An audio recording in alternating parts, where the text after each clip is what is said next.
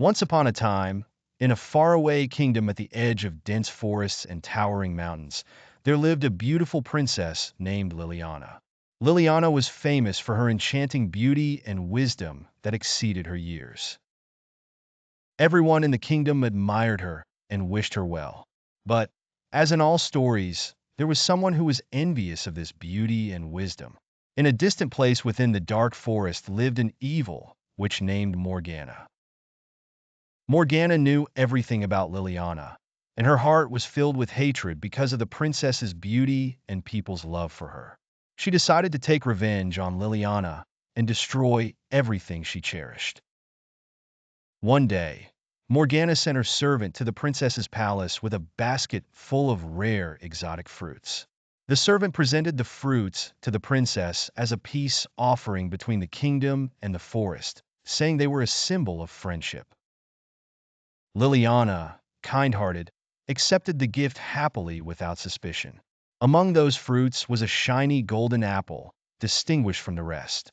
This apple was poisoned, with a dark spell that could only be broken by something rare and mysterious. The princess ate the apple, and suddenly she felt a sharp pain engulf her body.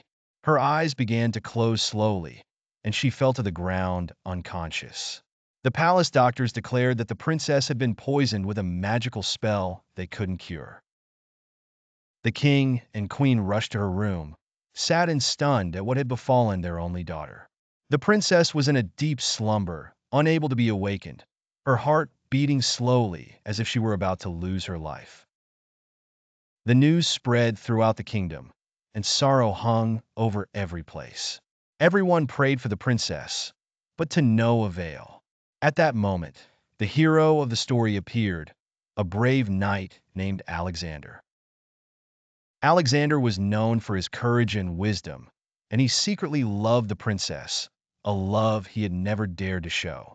Alexander learned that the only solution to save the princess was to find the flower of life, a rare flower that grows atop a dark mountain, where giant dragons live guarding it.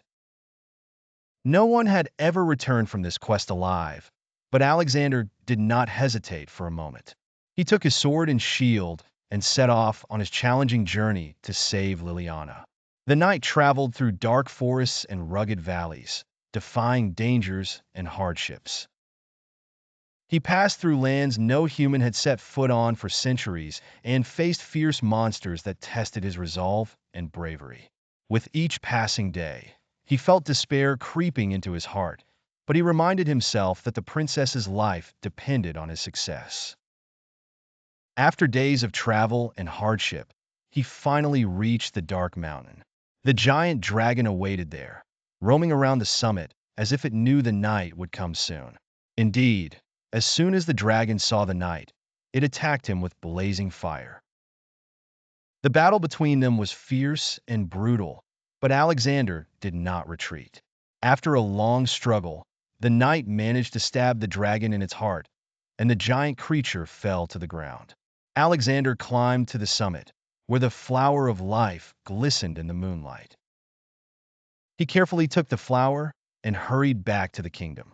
When he reached the princess's palace, the doctors, king, and queen were waiting eagerly. The knight placed the magical flower on Liliana's chest, and within moments, the princess began to regain consciousness.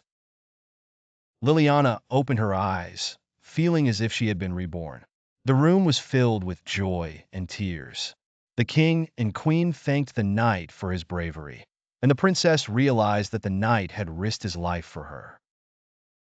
Over the days, feelings of love grew between them, and they married in a grand celebration that gathered all the kingdom's inhabitants.